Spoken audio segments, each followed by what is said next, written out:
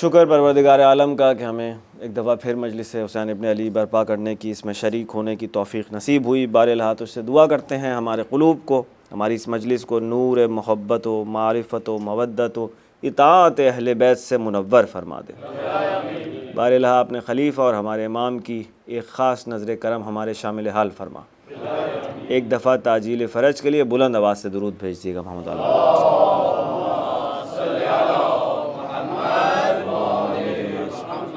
متوسل ہوتے ہیں جناب سیدہ سلام اللہ علیہ کی بارگاہ میں کہ شہزادی کونین معرفت کے اس سفر میں ہماری امداد فرمائیں۔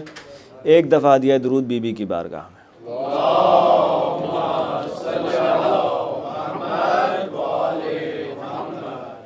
عزیزان گرامی، آج 7 محرم اور ہماری سلسلہ گفتگو کی 8ویں نشست۔ عنوان ہماری گفتگو کا معرفت اہل بیت اور کمال انسانی۔ مسلسل جو ہماری گفتگو ہو رہی ہے اس میں بنیادی نکات یہ ہیں کہ صحیح عقیدہ بے انتہا اہمیت کا حامل ہے۔ صحیح عقیدہ کمالات کی صحیح معرفت کی بنیاد پر ہے۔ اہل بیت سے انسان کا تعلق صحیح عقیدے کی بنیاد پر استوار ہوتا ہے۔ صحیح عقیدہ صحیح محبت اور صحیح معرفت لے کر آتا ہے، اور جتنا انسان ان کے کمالات کی معرفت میں اضافہ کرے گا اپنی، اتنا ہی زیادہ اس کا ارتباط اہل بیت سے مضبوط اور مستحکم ہوتا چلا جائے گا۔ اس کی زندگی میں اہل بیت کی جائیگاہ مسلسل اوپر سے اوپر آتی جائے گی، جیسے جیسے وہ یہ معرفت کا سفر طے کرے گا۔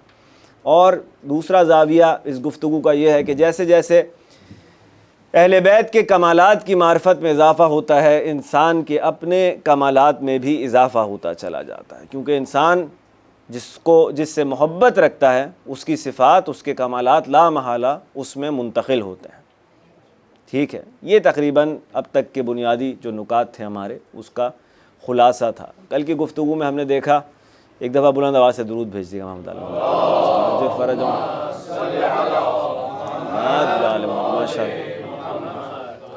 کہ ہم جو عہد غیبت کبریٰ میں زندگی گزار رہے ہیں، ہم ایسے امام کے دور میں زندگی گزار رہے ہیں کہ جو بظاہر نظروں سے اوجھل ہیں، لیکن یہ اعتقاد رکھنا بہت ضروری ہے کہ وہ ہیں اور کام کر رہے ہیں۔ یہ 2 چیزیں ضروری ہیں کہ ایکٹیولی کام کر رہے ہیں۔ غیبت کا مقصد جو ہے وہ یہ نہیں ہے کہ وہ ہستی جس کے لیے دعائے ندبہ میں آپ کہہ رہے ہیں کہ اَیْنَ السَّبَبُ الْمُتَّصِلُ بَیْنَ الْأَرْضِ وَالسَّمَاءِ، کہاں ہے وہ جو آسمان اور زمین کے درمیان رابطہ ہے، جو پروردگار کی طرف سے کائنات کی مدیریت پہ، کائنات کی مینجمنٹ پہ معین ہے۔ یہ کیسے ہو سکتا ہے کہ وہ آئیڈل ریسورس ہو؟ وہ آئیڈل نہیں بیٹھ سکتا، وہ مسلسل حرکت میں ہے۔ سورہ قدر اسی حقیقت کی طرف اشارہ کر رہی ہے۔ تنزل الملائکۃ والروح، کس پر نازل ہو رہے ہیں ملائکہ؟ کس کی خدمت میں آ سکتے ہیں ملائکہ؟ نازل ہو کر کیا زمین میں ادھر ادھر چہل قدمی کر رہے ہیں؟ وہ نہیں۔ مولا نے فرمایا ملائکہ ہمارے خدمت گار ہیں، اور جیسے جیسے انسان درجات طے کرتا جاتا ہے، اب ایک بحث ہے بہرحال کہ فرشتے جو ہیں وہ مولا نے فرمایا ہمارے شیعوں کے، لیکن جب مولا اس طرح کا کوئی کمال اپنے شیعوں سے منسوب کریں تو پھر وہ واقعی شیعہ ہونا چاہیے۔ تو خیر بہرحال تو مولا کے خدمت گار ہیں وہ۔ تو یہ عقیدہ رکھنا بہت ضروری ہے کہ امام ایکٹیولی کائنات میں تصرف کرتے ہیں، امام ایکٹیولی کائنات کو چلا رہے ہیں۔ بہت ہی اہم عقیدہ، اور یہ درست عقیدہ یہی درست توسل کی بنیاد بنے گا امام کے ساتھ، کہ ہمارے اعمال ایک لائف کنیکشن ہے امام کے ساتھ۔ اور سمجھنے کے لیے یا سمجھانے کے لیے اہل بیت نے جو ہمیں فرمایا ہے کہ ہر شب جمعہ مثلاً پیش ہوتے ہیں، ہفتے میں ایک بار مثلاً پیش ہوتے ہیں، یا روزانہ پیش ہوتے ہیں رات کو، تو امام کے سامنے ہمارا اعمال نامہ ہے۔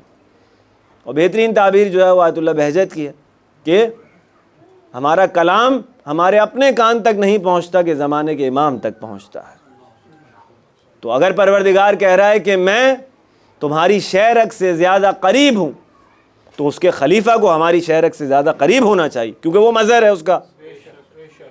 تو اس عقیدے کے ساتھ ایسے امام کے دور میں ہم زندگی گزار رہے ہیں کہ جس کی عظمت کے لیے یہی جملہ کفایت کر سکتا ہے کہ خود پہلے والے ائمہ فرما گئے، غالباً چھٹے امام سے منسوب ہے، کہ اگر میں اس کے زمانے کو پاتا، قائم کے زمانے کو، تو اس کے خدمت گاروں میں سے ہوتا۔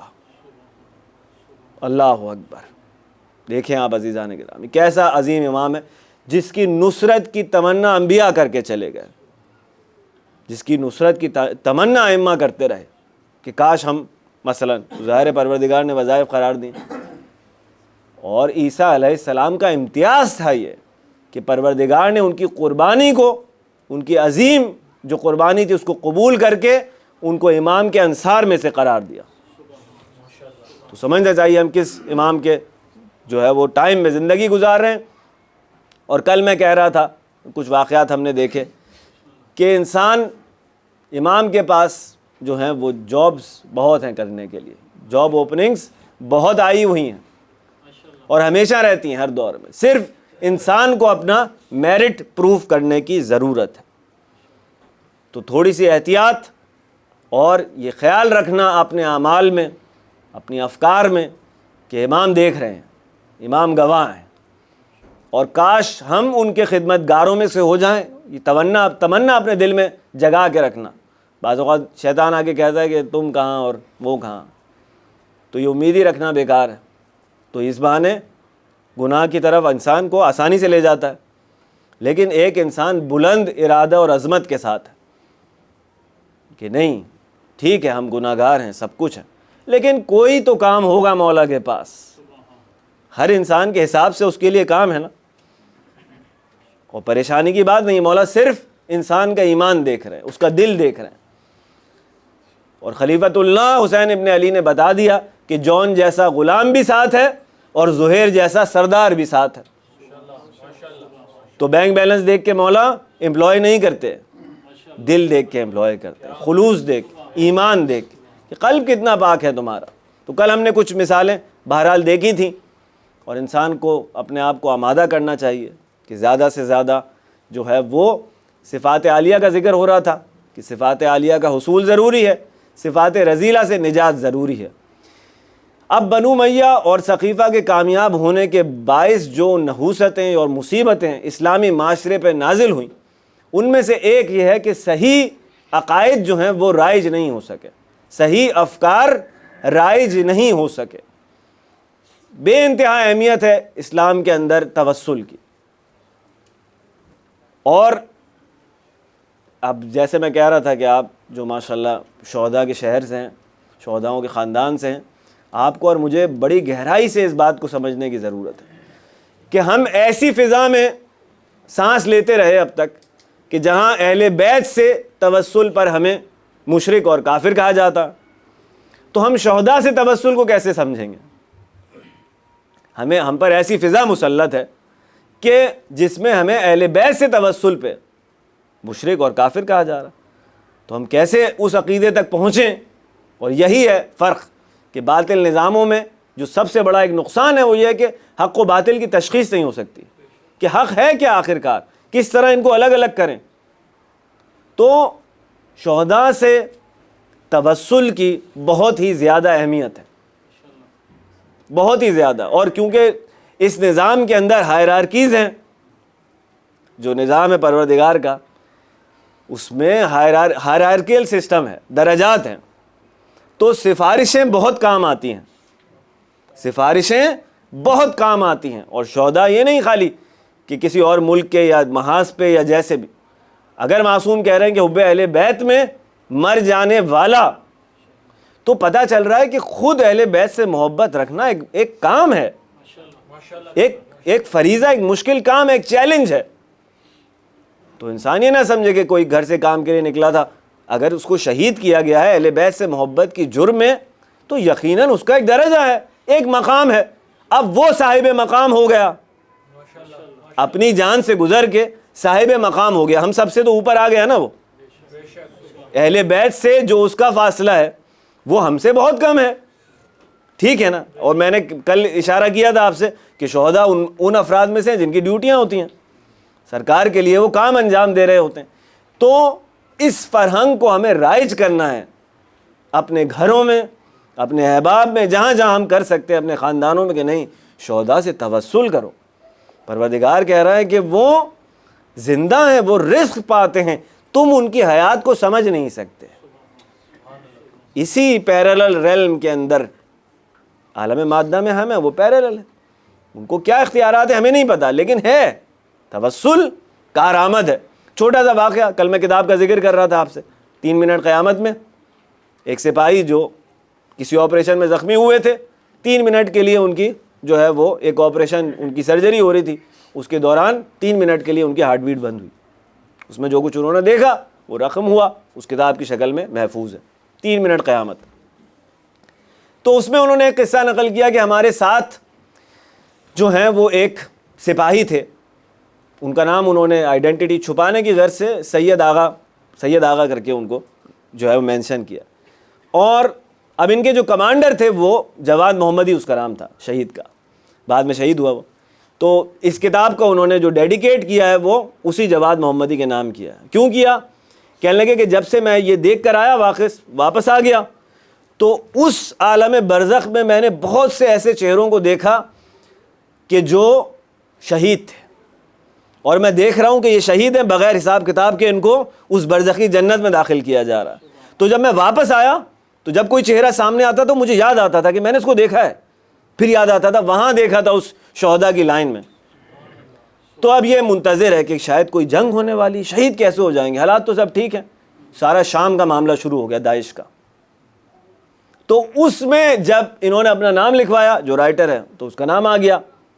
تو جب وہ گئے اس جنگ کے اندر تو وہ اپنے آپ کو انہی افراد کے ساتھ رکھتے تھے جن کے بارے میں ان کو تھا کہ یہ شہید ہو جائیں گے لازم. کتنا عجیب ہے عزیزان گرامی کہ شہادت کی طلب ایسی تھی کہ اپنے آپ کو ان لوگوں کے ساتھ. تو یہ جو جواد محمدی تھے, ایک دستہ تھا, یہ جو رائٹر ہیں انہوں نے اپنے آپ کو اسی دستے کے ساتھ رکھا. ان کو معلوم تھا یہ سب شہید ہو جائیں گے اس دستے میں. تو وہ جو جواد محمدی تھا وہ لاسٹ مومنٹ پر آیا اور اس نے بہانے سے ان کی پوسٹنگ کسی اور جگہ کر دی اور کہا کہ نہیں ایک اور کرٹیکل آپریشن ہے. وہ انتہائی محفوظ جگہ تھی. بعد میں ان کو پتہ لگا تو انہوں نے بڑا غصہ کیا اس کے اوپر, کیونکہ ان کے وہ ساتھی سارے شہید ہو گئے. تو جواد کے پاس گئے, اس سے کہا کہ جواد یہ تم نے میرے ساتھ کیا کیا؟ تو جواد نے کہا کہ جواد محمدی نے کہ لوگوں کو ابھی یہ جو معاد اور برزخ کا موضوع ہے اس کے بارے میں جاننا بہت ضروری ہے, تو تمہارا باقی رہنا ضروری ہے تاکہ لوگوں تک پہنچیں یہ باتیں جو تم دیکھ کر آئے ہو. تو انہوں نے نقل کیا بہرحال ایک شہداء کی, کیونکہ عظمت کا اب ذکر ہے. تو انہوں نے کہا کہ سید آغا ہمارے ساتھ ایک سپاہی تھے, وہ بھی واپس آ گئے, شہید نہیں ہوئے کسی وجہ سے, محاذ سے زندہ واپس آ گئے. تو جب یہ روایت رہی ہے کہ شہادت کے متمنی جب زندہ لوٹتے ہیں تو وہ بہت اداس ہوتے ہیں. بہرحال تو یہ رنجور رہا کرتے تھے. مشکل ان کے ساتھ یہ تھی کہ ان کی اولاد جو ہے وہ پیدا ہونے سے پہلے ہی جو ہے وہ شکم کے اندر ہی اس کی ڈیتھ ہو جایا کرتی تھی. تو چند بار ایسا ہوا, اور ایک بار پھر جب ان کی وائف ایکسپیکٹ کرنے لگیں تو یہ بڑے پر امید تھے کہ انشاءاللہ اس بار صحیح سے معاملہ جا رہا ہے تو صحیح ہو جائے گا, جو بھی ہے بہرحال. اور ایک پوائنٹ پر جو ہے وہ جب انہوں نے کرایا, الٹرا ساؤنڈ وغیرہ رپورٹ دکھائی, تو گائنیکالوجسٹ نے کہا کہ یہ بچہ بھی مر چکا ہے اور جتنی جلدی ہو سکے آپریشن کروائیے, ورنہ باڈی میں زہر پھیل جانے کی وجہ سے آپ کی وائف کی بھی ڈیتھ ہو سکتی ہے. تو یہ کہنے لگے کہ اب عجیب معاملہ, خیر کہ ایک وقت تھا جب شہید جواد کی باڈی وہاں سے شام سے واپس نہیں آئی تھی. تو انہوں نے کہا کہ وہ جو دوست تھے ان کے, وہ سید آغا, وہ گئے آیت اللہ ناصری کے پاس. اب ہم دیکھیں, کل میں کہہ رہا تھا کہ شہداء کی لہر ہے, صالحین ہیں, صدیقین ہیں, علماء ہیں, پاک نفس افراد ہیں جو اسی عالم غیبت میں جن پر ظہور ہو چکا. غیبت مجھ جیسے گناہگاروں اور غافلین کے لیے, جو پاک نفس ہے جس نے اپنے آپ کو ظہور کے لیے تیار کیا ہے. تو آقا علی مرتضی کا بڑا خوبصورت جملہ ہے کہ اپنے آپ کو جو فرد تیار کر لے. اب مولا ظہور کیوں نہیں فرما رہے؟ کیونکہ مثلا معاشرہ تیار نہیں ہے, صحیح ہے نا, معاشرہ تیار نہیں. تو مولا معاشرے کی نہ تیار ہونے کی سزا اس ایک فرد کو نہیں دیں گے، کوئی ظہور کی کرن اس تک پہنچے گی، کیونکہ وہ عادل خدا کا خلیفہ ہے۔ یہ نہیں ہو سکتا کہ وہ ظلم کرے کسی پہ، نعوذ باللہ۔ تو آیت اللہ ناصری کی خدمت میں سید آغا گئے اور انہوں نے کہا کہ میرا دوست ہے جواد محمدی، جس کا لاشا ابھی تک، جس کا جنازہ شام سے آ نہیں پا رہا ہے کسی بھی وجہ سے۔ اب کیا ان کی 12 لاشوں کی معاملات تھی، ایکسچینج ہوا کرتے تھے یا جو بھی تھا، یا نہیں مل رہی تھی اس کی باڈی، تو انہوں نے کہا آغا بہت پریشان ہیں ہم کہ کسی طرح ہمارا دوست ہے وہ شہید ہوا ہے، اس کی باڈی ابھی تک نہیں آئی۔ تو آیت اللہ ناصری نے کہا کہ مسکرانے لگے۔ وہ عجیب سی بات ہے کہ آدمی مسکرا رہا، مسکراتے ہوئے انہوں نے کہا وقت شہادت تمہارے دوست پر امام زمانہ نے خاص لطف کیا ہے۔ رینج آپ ریڈار دیکھیں انسانوں کا، میں کہہ رہا تھا آپ سے کہ یہ عام انسان کہاں توسل ہے وہ۔ اس کے بعد انہوں نے کہا گھبراؤ نہیں، کچھ روز میں آ جائے گا، اور کچھ روز میں آ گیا وہ، پھر ظاہر دفن ہو گیا، قبر بن گئی۔ تو یہ جب ان کے ساتھ واقعہ پیش آیا، اس گائنیکالوجسٹ نے کہا کہ آپ جلد از جلد آپریشن کرائیں اور بچے کو نکلوائیں، تو ورنہ تو آپ کی وائف کی بھی ڈیتھ ہو سکتی ہے۔ تو پھر کہنے لگے پھر ہم سے برداشت نہیں ہوا، توسل کیا، رات کو سب کچھ کیا، اس کے بعد اٹھے اور جواد محمدی کی قبر پہ چلے گئے، کیونکہ دوست تھے، اور وہاں جا کر اس سے کہنے لگے۔ اب یہ توسل کا عجیب طریقہ ہے عزیزان کرام، کہہ رہا تھا چابیاں، آپ کو جون کی کل یاد ہوگی چابی کہ انہوں نے کیا چابی لگائی ہیں، مولا علی کی چابیاں آپ کے ذہن میں ہیں دعائے کمیل کی، کہ کیا اس کو معاف نہیں کرے گا جس کی جھولی میں دعا کے سوا کچھ نہیں۔ اللہ اکبر، ہے مناجات کے عجیب و غریب جملے ہیں۔ ایک جملے میں مولا کیا کہہ رہے ہیں کہ اگر تو میری گمراہی چاہتا تو پھر تو میری ہدایت ہی کیوں کرتا تھا، اور اب جب تم نے دنیا میں لوگوں کے سامنے میرے اعمال چھپا دیے ہیں تو کیا محشر میں اپنے معصومین خلفاء کے سامنے میرے اعمال کو ظاہر کر دے گا؟ تو عزیزان گرامی یہ عشق ہمیں اہل بیت سے سیکھنا ہے کہ کیسے مناجات کی جاتی ہے اور کیسے چابیاں لگائی جاتی ہیں جس سے تالے کھلتے ہیں۔ تو یہ سید آغا کہنے لگے، میں قبر پہ گیا اور میں نے کہا جواد یہ کیسی دوستی ہے جواد؟ اب شہید کا مرتبہ تو سمجھے نا آدمی، مرتبہ شناس ہو۔ جواد یہ کیسی دوستی ہے؟ تمہیں نظر نہیں آ رہا کہ میں کیسی مشکلات میں گھرا ہوا ہوں؟ یہ بچے میرے دنیا میں آنے سے پہلے چلے جاتے ہیں اور تم کچھ کرتے نہیں ہو میرے لیے۔ اللہ اکبر، یہ توسل کیا انہوں نے یا شکوہ کیا، اب جو بھی آپ اس کو کہہ لیں، یہ کر کے وہ آ گئے۔ کہنے لگے اگلے دن آپریشن تھا، ہم تیاری کر رہے تھے کہ جائیں گے اب وائف کا اور وہ آپریشن کروا کے ہم نکلوا دیں گے شکم سے اس کو، کہ اتنے میں ابھی ہم تیار ہو رہے ہیں، اتنے میں میری وائف کی مدر آ گئیں، ان کی ساس آ گئیں، اور ساس نے آ کر یہ کہا کہ میں نے خواب میں رات کو جواد محمدی کو دیکھا، ایک رخا اس نے مجھے تھمایا اور کہا کہ سید سے جا کے کہنا بچہ محفوظ ہے۔ وہ رپورٹ آ چکی تھی کہ یہ ڈیڈ ہے۔ تو اب ان کی وائف نے اور انہوں نے آپس میں ڈسکشن کیا کیا کریں، ہم تو آپریشن کے لیے جا رہے تھے۔ انہوں نے کہا ایک حجت تمام کر لیتے ہیں، ایک ٹیسٹ کرا لیجیے آپ پھر سے، وہ رپورٹ بھی لے جا کے دکھا دیں گے الٹرا ساؤنڈ کی انہیں کو۔ کہنے لگے ایک ٹیسٹ کرا لیا انہوں نے، وہ جا کے اسی گائنیکالوجسٹ کو دی جو خاتون پہلے کیس دیکھ رہی تھی ان کا، وہ پرانی والی رپورٹ کو دیکھ رہی ہے اور نئی والی رپورٹ کو دیکھ رہی ہے، اور حیران ہے۔ وہ کہہ رہے ہیں کتاب کے اندر کہ وہ حیرانی سے دونوں رپورٹ کو دیکھتی رہی، کہنے لگی کہ یہ غلط تھی یا یہ غلط ہے، بچہ آپ کا زندہ اور صحیح اور سالم ہے۔ تو یہ ہے شہید سے توسل کی برکت۔ ایک مرتبہ درود بھیج دیے گا محمد وآل محمد پر۔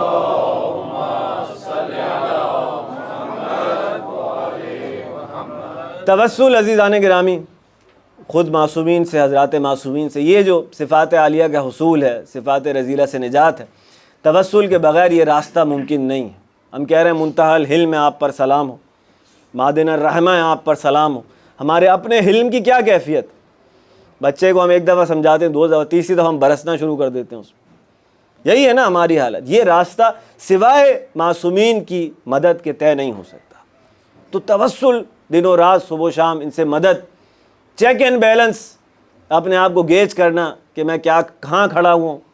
آج دن کے اختتام پر اپنا محاسبہ خود کر لینا کہ آج کے روز میں مجھ سے کیا غلطیاں ہوں، کس طرح ہو سکتا ہے کہ میں ریپیٹ نہ کروں۔ لیکن توسل، اور توسل کے اندر جو بہت زیادہ یعنی پاورفل چیز ہے وہ ہے یا حسین. اس یا حسین کے عجیب و غریب برکات, اور یہ انسان کو عجیب و غریب ڈسکاؤنٹس کا حقدار بنا دیتا ہے, عجیب و غریب بونسز کا حقدار بنا دیتا ہے یا حسین. ایسے نہیں اہل بیت نے کہا کہ نجات کی کشتی سب ہیں لیکن حسین سری تر ہے, تیز تر ہے. کچھ راز ہے پروردگار کا, کچھ مولا حسین کا حق ہے پروردگار پہ, خاص ہمیں نہیں معلوم لیکن ہے. اللہم صلی علی محمد وعلی عجل فرجہم. تو عزیزان گرامی, بس یہ یا حسین کے توسل پہ ایک دو نکات عرض کروں آپ کی خدمت میں کہ ہم جس معاشرے میں زندگی گزار رہے ہیں, اب یہ اس طرح تو ہے نہیں ہمارے جن ممالک سے ہم آئے ہوئے ہیں کہ جہاں پہ زندگی فقط ویکینڈ تک محدود نہیں ہے, ہر روز یا حسین مل رہا ہے آپ کو. لیکن اب جب ایسے معاشرے میں ہم پھنس گئے ہیں کہہ لیں یا زندگی گزار رہے ہیں, تو کم از کم اب یہ جو 7-8 ویکینڈ ہمارے پاس رہ گئے, کوشش کریں کہ کوئی ویکینڈ خالی نہ جائے, یا حسین کریں, اپنے گھر میں فرش عذاب بچھائیں. یہی بچوں کے لیے بھی دین کا بیمہ ہے, ان کے دین کی انشورنس ہے کہ کس طرح یا حسین دین کو بچاتا ہے. ہمیں نہیں پتہ, صرف حسین کی محبت ہے, ورنہ جتنی گمراہی کے مواقع یہاں موجود ہیں وہاں شاید نہیں ہے ہمارے گھروں میں.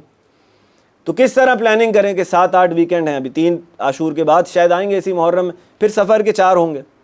مدیریت اور سائز بھی ضروری نہیں ہے کہ بہت زبردست, یعنی اب 50-60-100 آدمی جو ہیں بلائے جائیں, نہیں. اہل بیت کے نزدیک نمبر کی امپورٹنس بلا سکیں بہت خوب, زیادہ سے زیادہ لوگوں کو آپ کھانا کھلائیں, لیکن اگر آپ کی بساط نہیں ہے کسی بھی وجہ سے, کوئی مشکل ہے, پریشانی ہے, صرف گھر والے جمع ہو جائیں, وہ جو نارمل کھانا کھاتے ہیں اس کو نیاز حسین سے آپ نسبت دے دیں. یہ نسبت اس کھانے کے روحانی اثرات کو تبدیل کر دے گی. یہ نسبت جو مولا حسین کے دسترخوان سے نیاز کو ہے, بزرگان کہتے ہیں کائنات میں اس سے زیادہ مؤثر کھانا نہیں ہے. کیا کہتا ہے مولا حسین نے ان سامنے والوں کو کہ تم میری بات نہیں سمجھ رہے, کیوں؟ کیونکہ تمہارے شکم میں حرام ہے. معلوم ہو حرام کا اثر ہے, اسی طرح حلال کا بھی اثر ہے, اور حلال کھانوں میں جو کھانا منسوب ہے معصومین سے اس کے اثرات اور زیادہ ہیں. تو معصوم کے نزدیک کوانٹٹی سے زیادہ کوالٹی کی اہمیت. یہ آغا عبدالہادی شیرازی, اس کو تھوڑا سا کھول دیجیے گا, ایک دفعہ درود بھیجیے گا محمد علیہ.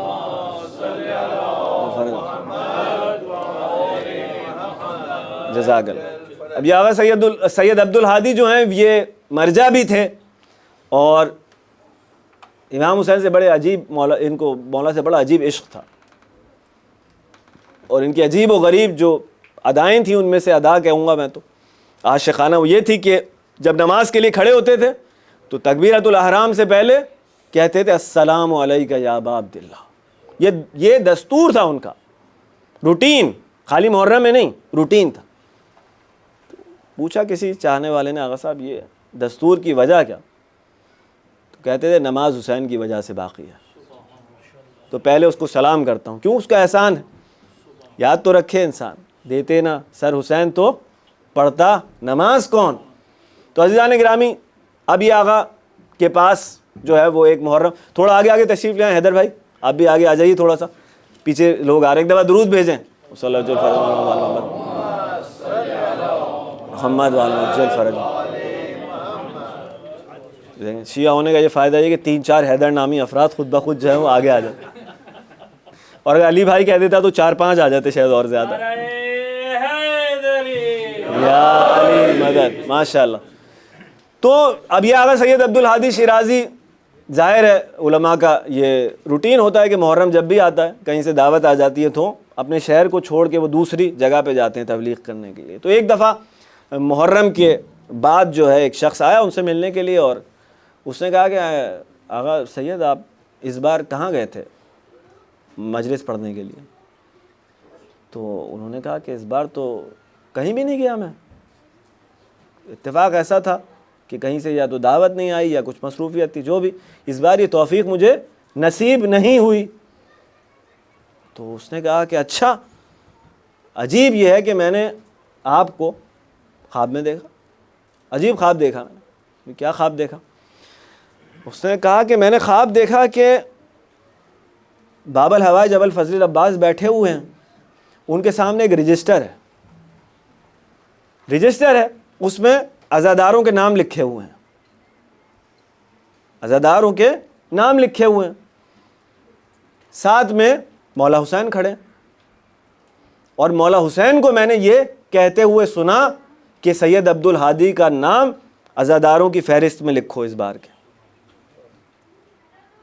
تو آپ نے تو تبلیغ ہی نہیں کی، ایسا کیا ہوا؟ تو آغا سید نے اس کو کہا کہ ان 10 دنوں میں سے ایک دن میرا دل مولا حسین کے لیے بہت ملول تھا، بہت ملول تھا، تو میں نے اپنے گھر والوں کو جمع کیا، اپنے اہل و عیال کو، میں کرسی پہ بیٹھا مثلاً، اور میں نے کتاب سے مقتل پڑھا، بس میں رویا اور میرے گھر والے روئے۔ یہ ایک مجلس تھی جو میں نے انجام دی اس محرم، وہ قبول ہو گئی۔ تو عزیزان گرامی، کوالٹی میٹر کرتی ہے اہل بیت کے نزد، عمل کس قدر خالص ہے، خلوص۔ ایک دفعہ درود بھیجیے گا محمد وال محمد۔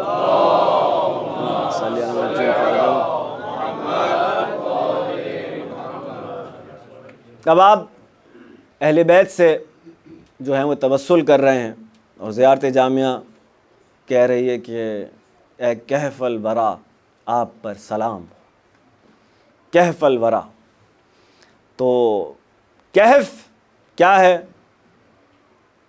دیکھیں، دستور تھا وہاں پر عرب کے زمانے میں، سرکار کے تشریف لانے سے پہلے بھی جو نیک افراد ہوا کرتے تھے وہ کچھ ٹائم کے لیے آبادی سے کٹ کر، وہ جو غار ہوا کرتے تھے، کیف تھے اس میں بنے ہوئے پہاڑوں کے درمیان، وہاں جا کر کچھ وقت گزارا کرتے تھے، تخلیہ۔ اور وہ ظاہر ہے کہ اس میں انسان بہتر فوکس کر سکتا ہے، بہتر کانسنٹریٹ کر سکتا ہے، تھوڑے شور شرابے سے دور ہے، فکر دنیا سے دور ہے۔ تو یہ دستور رہا، اور سرکار کے آنے کے بعد بھی سرکار کا یہ دستور پہلے سے تھا کہ غار حرا کا آپ نے سن رکھا ہے کہ غار حرا میں جا کے سرکار جو ہے وہ توسل یا جو بھی ان کی مناجات تھیں وہ وہاں پہ فرمایا کرتے تھے جا کے، اور جناب امیر ساتھ ہوا کرتے تھے۔ تو عجیب بہرحال بات یہ ہے کہ جب جناب خدیجہ سلام اللہ علیہ سے جو ہے وہ شادی ہو گئی رسول اللہ کی، تو عرب یہ وہاں کے لوگ جو تھے، تو بہت سے لوگوں نے کوشش کی، شہزادی کے پاس کئی رشتے ان کے جو تھے وہ کم نہیں تھے، اور ناراض ہوئی عرب کی خواتین ان سے کہ ہم نے تو اتنے بڑے بڑے VIPs کے رشتے لے کر آئے تھے ہم، آپ نے نعوذ باللہ ایک یتیم اور بظاہر جس کے پاس کوئی مال و دولت نہیں اس کو چوز کر لیا۔ تو وہ جو اسٹیٹس والی جو معاشرہ تھا، طبقاتی نظام والا، اس میں تو ان کو ناراضگیاں تھیں۔ اب لوگ یہ سمجھ رہے تھے، یہ علماء نے بڑا عجیب نکتہ لکھا ہے کہ اب تو ان کی ایک مالدار خاتون سے شادی ہو گئی ہے، اب تو ان کے دن بدل جائیں گے، جو جیسے لوگ سوچتے ہیں، اور دن بدل جائیں گے سے یہ ہوا کہ اللہ کے رسول جو غار حرا میں وقت گزارا کرتے تھے وہ اور زیادہ ہو گیا، اور یہ خدیجہ کا اخلاص تھا، ان کی محبت تھی کہ نہ جانے کیا نورانیت کا مشاہدہ کرتی تھیں وہ۔ اور عجیب جملہ علماء کہتے ہیں کہ فاطمہ زہرا 11 اماموں کی ماں ہے، اور وہ فاطمہ کی بھی ماں ہے۔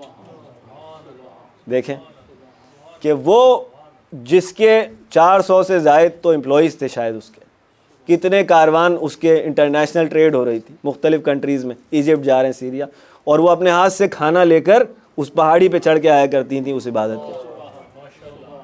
اللہ اکبر، کہتا نا خلوص پروردگار قبول کر لیتا ہے عزیزان کے، خالص۔ یہ دنیا کو دکھانا اور اسٹیٹس اور یہ چیزیں، یہ قبر میں کیڑے کھا رہے ہوں گے انسان کو، کون سا اسٹیٹس اور کون سا ٹائٹل۔ بہرحال یہ ہم سب کے لیے تذکر ہے۔ تو وہ دستور رہا لوگوں کا کہ غاروں میں جانا اور توسل کرنا اور تقرب حاصل کرنا، پروردگار کا فوکس کرنا۔ اب ہم اور آپ کیا کریں؟ آج کے زمانے میں تو جو ہے وہ اس طرح سے مشکل ہے، ظاہر ہے کہ کس طرح کریں۔ تو بہترین کام یہ ہے کہ تہجد، نماز شب کو چاہے 2 رکعت نماز پڑھیں، پہلی دن سب پڑھنے کی ضرورت نہیں ہے۔ جم میں جب آپ جاتے ہیں تو پہلے دن وہ جو سب سے بھاری ویٹ ہوتا ہے وہ نہیں اٹھاتے, چھوٹے سے شروع کریں. تو بزرگان کہتے ہیں وہ رفع کی ٹیکنیک ہے. کیوں؟ شیطان پہاڑ بنا کے دکھاتا ہے. تو آپ اپنے آپ کو صرف 2 رکعت کے لیے آمادہ کر لیں, اور اگر 2 رکعت بھی پہاڑ بنا رہا ہے تو کہیں آج تو میں خالی بیٹھنے جا رہا ہوں, ہٹ جا راستے سے, صرف بیٹھوں گا, جا کے باتیں کروں گا. تو اب اپنے آپ کو جو ہے نا, وہ انسان کو جو مولا نے کہا ہے نا, بہانے سے اطاعت کے راستے پہ چلاؤ اپنے نفس کو. تو انسان کو تھوڑا سا اپنے لیے آسان کر کے لے کر آئیں. تو تہجد بہت زیادہ اس کام میں جو ہے اس کی اپنی بہت زیادہ برکات ہے. کیوں؟ ون آف دا برکات یہی ہے اس کی کہ رات کا وہ جو ٹائم ہے جب دنیا سو رہی ہوتی ہے اور آرام کر رہی ہوتی ہے, اس وقت آپ کا ذہن جو ہے اس میں فوکس کی استطاعت نارمل ڈے سے زیادہ بہتر ہوتی ہے, کیونکہ وہ جو پورے دن کی افکار ہیں وہ اس وقت نہیں ہیں. تو انسان بہتر طور پہ لو لگا سکتا ہے امام سے. تو ادھر سے تو سگنل آ رہا ہے مسلسل, اپنے آپ کو آمادہ کرنا ہے کیچ کرنے کے لیے, ٹھیک ہے نا. ورنہ یہ نوٹیفیکیشنز پاپ اپ اور اسکرولنگ جو ہے, اس میں امام اتنے ڈیٹا پروسیسنگ چل رہی دماغ میں. امام اگر خیال اپنا رکھیں تو کہاں رکھیں, اس کو جگہ تو دیں, انسان جگہ تو دیں. نماز شب تہجد بہت کار فرما ہے اس کام کے لیے. بہرحال اب یہ ہوا کہ غاروں میں جانا جو ہے, میں کہہ رہا تھا کہ یہ پہلے دستور تھا, وتیرہ تھا اہل عبادت افراد کا, نیک افراد کا تھا. لیکن بزرگان کہتے ہیں کہ ہر غار کو کہف نہیں کہتے, اس لیے خود غار حرا کو بھی کہف نہیں کہا جاتا. لیکن وہاں جو اصحاب کہف کا معاملہ ہے, سورہ کہف پوری, وہاں پہ اس کو کہف کہا گیا. تو ایک جو ظرافت اس کے اندر بزرگان بیان کرتے ہیں, وہ غالباً کہتے ہیں کہ یہ ہے کہ کہف ایک ایسا شگاف ہوتا ہے پہاڑ کے اندر کہ جس میں لانگ ٹرم پناہ لی جا سکے, قیام طولانی ہو سکے, طولانی مدت ہو سکے, اس کا ڈیوریشن زیادہ ہو سکے. لیکن غار ایک ٹیمپریری سی جگہ ہے, غار خرا یا غار سور کہتے ہیں کہ اس طرح کا اس کا محیط نہیں ہوتا کہ اس میں لمبا رہا جا سکے. بہرحال یہ ایک ظرافت. تو اب آپ کہہ رہے ہیں کہ ورا کیا ہے, کہف تو یہ سمجھ میں آ گیا کہ ایک ایسا جو ہے پہاڑ کے اندر ایک ایسا کیا نام ہے, شگاف کہہ لیں, کہ جہاں پہ انسان طولانی قیام کر سکے. اور ورا یعنی مخلوقات, اے مخلوقات کی پناہ گاہ, اے مخلوقات کی پناہ گاہ آپ پر سلام. تو اب پہلا تو سوال بہرحال یہ ہے کہ جب پناہ کی بات آتی ہے تو پہلا سوال یہ کہ بھئی کس چیز سے پناہ لی جا رہی ہے. اہل بیت کو اگر آپ پناہ گاہ کہہ رہے ہیں تو کس چیز سے؟ پناہ کا مطلب یہ ہے کہ کوئی تھریٹ ہے, کوئی خطرہ ہے. وہ خطرہ کیا ہے اصل میں, اور آیا ہم واقعاً اس خطرے کو سمجھ رہے ہیں کہ وہ خطرہ ہے؟ جو انسان اہل بیت سے پناہ مانگ رہا ہے اس کو پہلے خطرے کی تو صحیح معرفت ہو کہ کس وجہ سے ان کی پناہ کی ضرورت ہے. بات پہنچ رہی ہے عزیزان گرامی؟ تو سب سے بڑا خطرہ تو سقیفے کی کامیابی کے بعد یہی ہے جو میں کہہ رہا تھا کہ جو صحیح معرف تھے, صحیح عقائد تھے, صحیح افکار تھیں, وہ تو دب گئیں.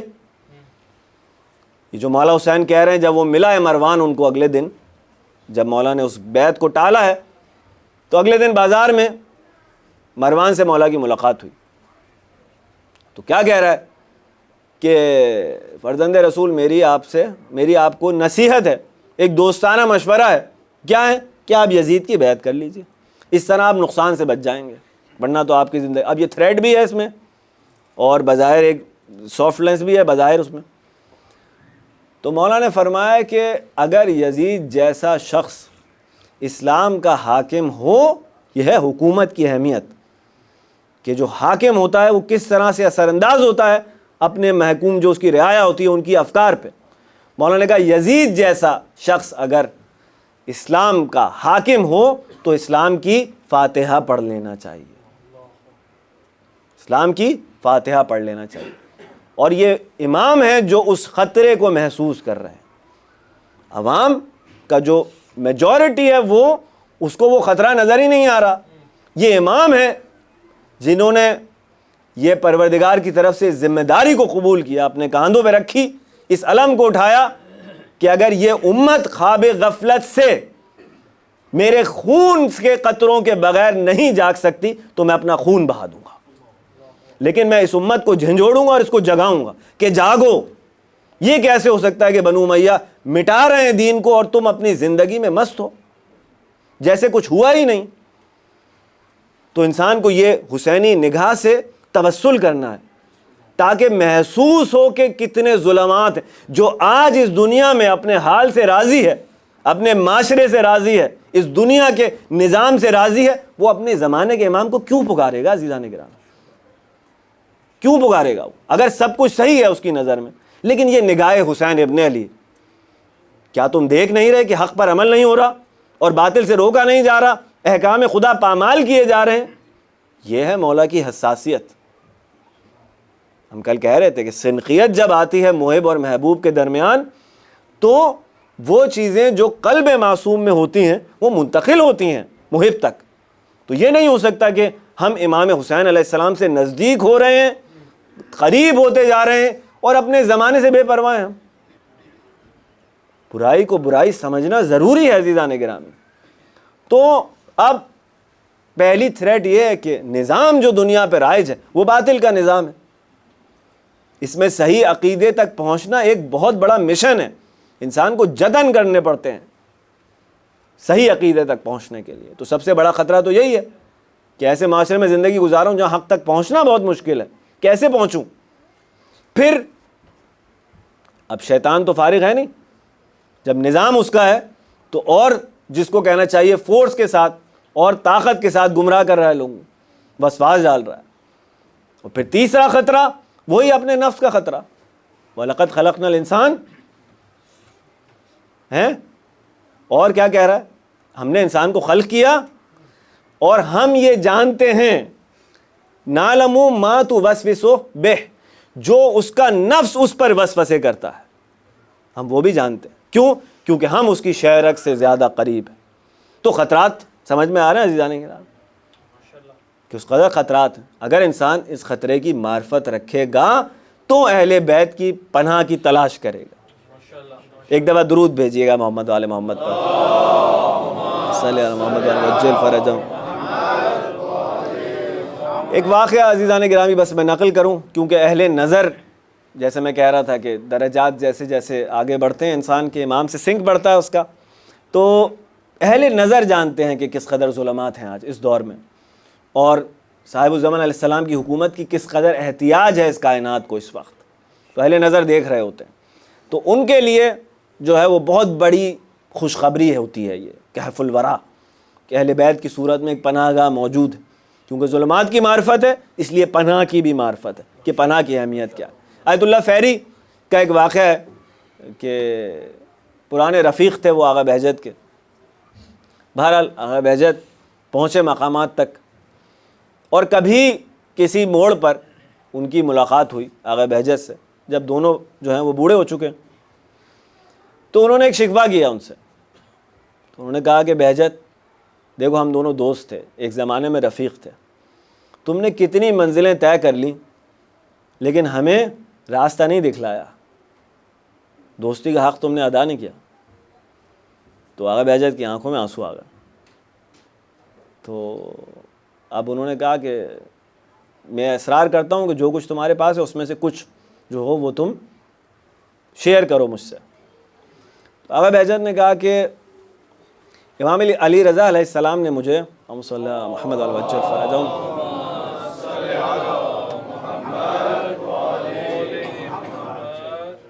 10 اسرار کہہ لیں آپ یا نکات کہہ لیں, 10 چیزیں مولا نے مجھے بتلائیں اہل بیت کے بارے میں. ان میں سے ایک میں تمہیں بتلا دیتا ہوں اور وہ یہ ہے کہ امام رضا علیہ السلام نے مجھ سے کہا, مجھ سے فرمایا کہ ایسا ممکن نہیں ہے, ایسا ممکن نہیں ہے کہ کوئی ہم اہل بیت سے پناہ طلب کرے اور ہم اسے پناہ نہ دیں. یہ ارحم الراحمین کا خلیفہ ہے عزیزان گرام. یہ کتنی بڑی خوشخبری ہے میں اور آپ نہیں سمجھ سکتے. وہ سمجھ سکتا ہے کہ جو آلودہ گناہ ہو اور پناہ ڈھونڈ رہا ہو. اللہ اکبر. اور اس پناہ کی کیفیت کیا ہے, میرٹ کیا ہے؟ ابھی جس مروان کا ذکر ہو رہا تھا, ایک مثال چھوٹی سی ہم دیکھیں گے پھر صحبت کا وقت جو ہے وہ تمام ہوتا جا رہا ہے, کہ مدینے کے حالات بدلے عزیزان گرامی، اور حکومت جو ہے بنو امیہ کی وہ خطرے میں آ گئی۔ یہ جو مروان بن حکم ہے، اب ان کو خطرہ لاحق ہو گیا۔ ایک وقت ایسا آیا کہ مدینے میں بغاوتیں ہونے لگیں، تو مولا سجاد علیہ السلام جو ہیں وہ مدینے کے سبرز میں چلے گئے، اس کے مضافات میں چلے گئے، اور اس سارے فتنوں سے جو ہے اپنے آپ کو دور کر لیا۔ ٹھیک ہے، جو بھی وہاں پر ہو رہے تھے، بغاوتیں ہو رہی۔ تو یہ مروان جو ہے یہ اپنی زوجہ کو، اب یہ مروان کون ہے؟ مروان وہ ہے کہ جس نے امام حسن علیہ السلام کو، دیکھیں اس کا اور اس کے باپ کا کیا ہے، سابقہ ہے پورا، کہ سرکار نے اس کے باپ حکم کو نکال دیا تھا مدینے سے، وہ پھر تیسرے جو خلیفہ تھے وہ بنو امیہ کی رشتہ داری کی وجہ سے اس کو واپس لے گیا وغیرہ وغیرہ۔ خیر، مولا حسن کے جنازے کو دفن ہونے سے جو روکا گیا ہے قبر رسول کے پاس، اس میں مروان کا بہت بڑا ہاتھ تھا۔ اور یہ وہ مروان ہے جب مولا حسین کے لیے جو اس نے بلایا ہے مدینے کے حاکم نے بیعت کے لیے، تو مروان وہاں مشیر کی حیثیت سے موجود ہے۔ اور یہ مروان ہے جو کہہ رہا ہے کہ جب مولا حسین نے کہا کہ رات کے اندھیرے میں کیسی بیعت، تو یہ مروان ہے جو اس گورنر کی طرف دیکھ کے کہنے لگا اگر آج حسین تیرے ہاتھ سے نکل گئے تو پھر تیرے ہاتھ نہیں آئیں گے، ابھی کے ابھی ان کا سر قلم کر دے۔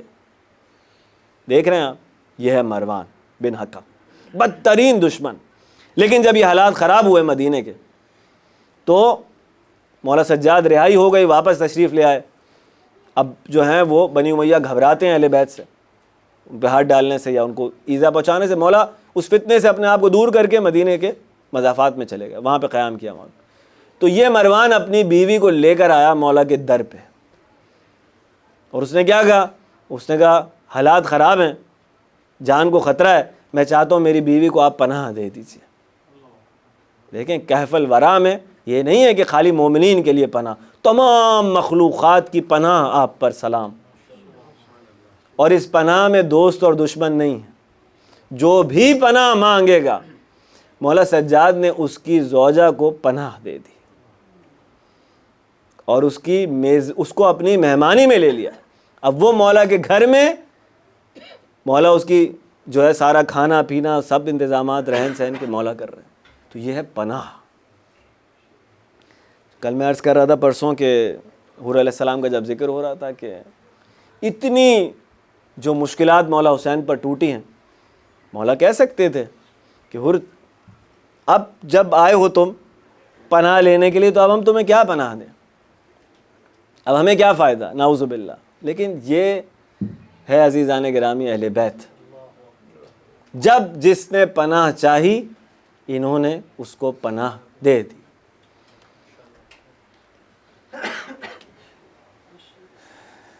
سوچ رہا تھا کہ ایک شہید کو ہم یاد کریں گے، اس کے بعد شہزادے کی طرف جائیں گے، لیکن وقت اب واقعاً کم رہ گیا۔ عزیزان گرامی، شب عاشور جب امام حسین علیہ السلام نے چراغ بجھایا، مولا نے اپنے عاشقوں کا، اپنے اصحاب کا امتحان لیا اور کہا کہ جاؤ اس اندھیرے میں، جو جانا چاہتا ہے وہ چلا جائے۔ بہرحال لوگ اٹھے، سب نے اپنی وفا کا یقین دلایا اور کہا کہ آپ کو سال میں چھوڑ کر نہیں جائیں گے۔ جب کامیاب ہو گئے اس امتحان میں تو مولا نے سب کو بشارتیں دیں، تمہیں جنت کی بشارتیں دیں۔ روایت کہتی ہے پردے ہٹا دیے مولا نے، وہ برزخ کا اور جنت کا مشاہدہ کر رہے تھے۔ تو ایک وجہ جو ان کی جلد از جلد شہادت کی پانے کی تھی، اس میں غالباً یہ بھی تھا کہ وہ دیکھ رہے تھے کہ ان کو کیا مقام ملے گا اس شہادت کے بعد۔ تو جب یہ سارا معاملہ طے پا رہا تھا تو روایت کہتی ہے کہ اسی خیمے میں حسن کا لال قاسم بھی بیٹھا ہوا تھا۔ جب دیکھ لیا کہ چچا نے سب کو بشارت دے دی ہے تو آ کر الگ سے سوال کیا کہ چچا کل شہید ہو جانے والوں میں کیا میرا نام بھی شامل ہے؟ اللہ اکبر۔ میں نہیں جانتا مولا حسین کے دل پہ کیا گزری، لیکن مولا نے کہا کہ اس سے پہلے میں تمہاری بات کا جواب دوں، میرے لال قاسم میرے ایک سوال کا جواب دو، اور وہ سوال یہ ہے کہ یہ بتلاؤ کہ موت تمہاری نگاہ میں کیسی ہے؟ قاسم نے جواب میں کہا کہ چچا جان، موت میری نگاہ میں شہد سے زیادہ میٹھی ہے۔ اللہ اکبر۔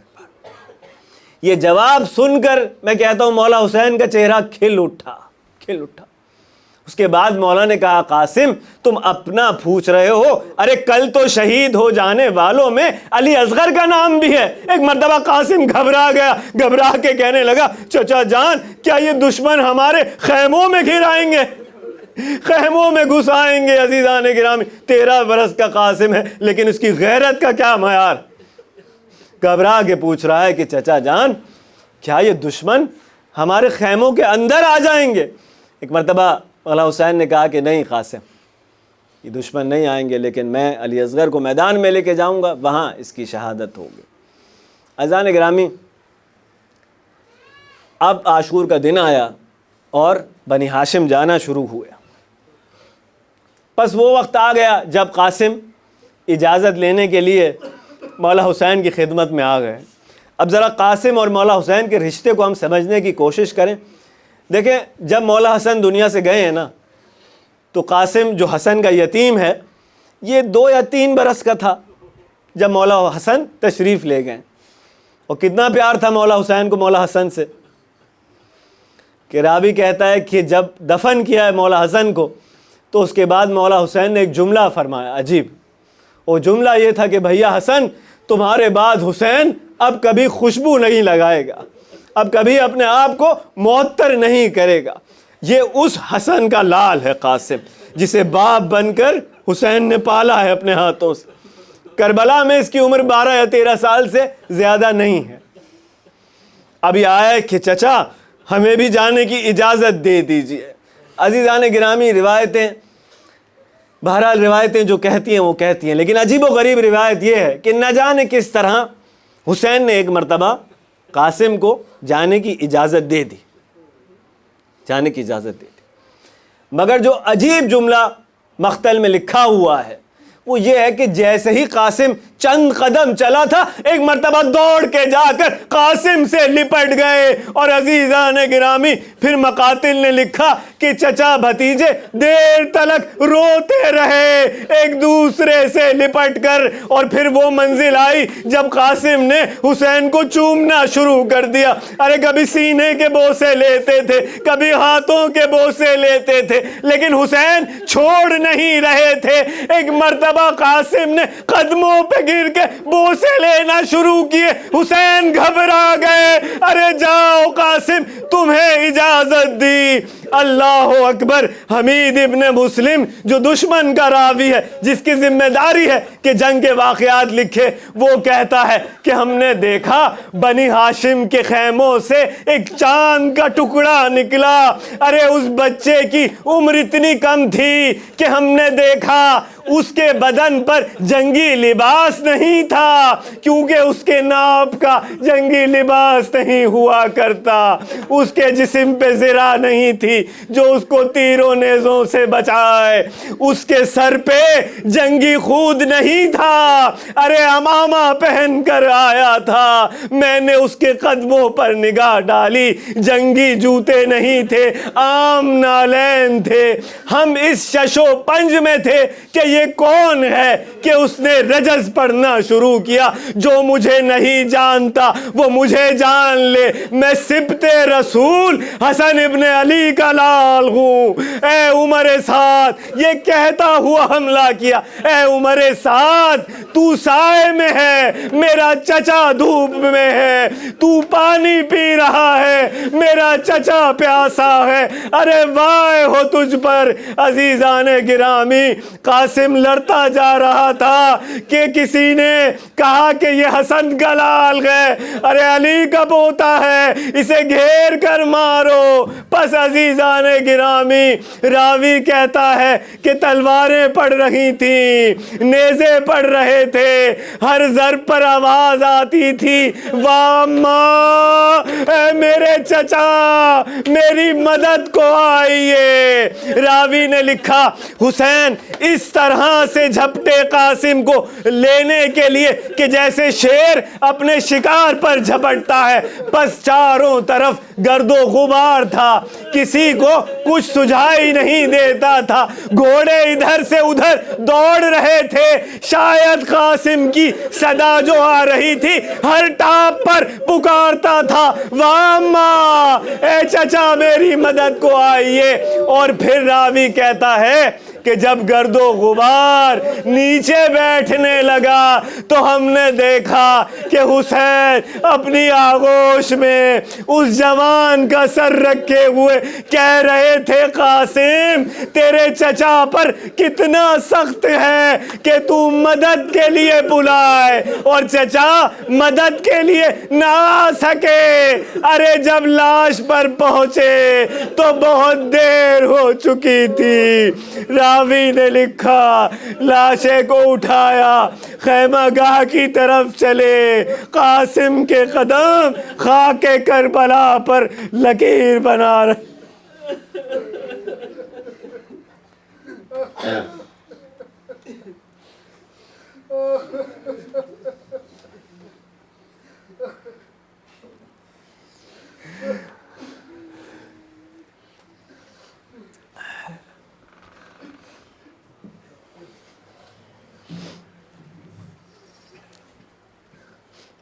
بار الہ ہماری اس عبادت کو، اس کوشش کو اپنی بارگاہ میں قبول فرما۔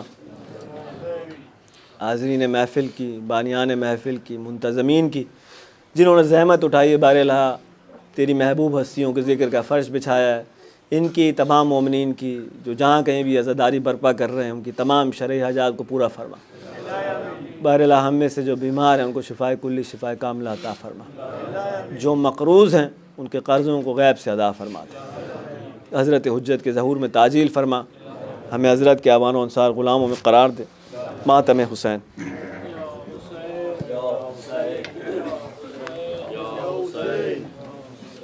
یا حسین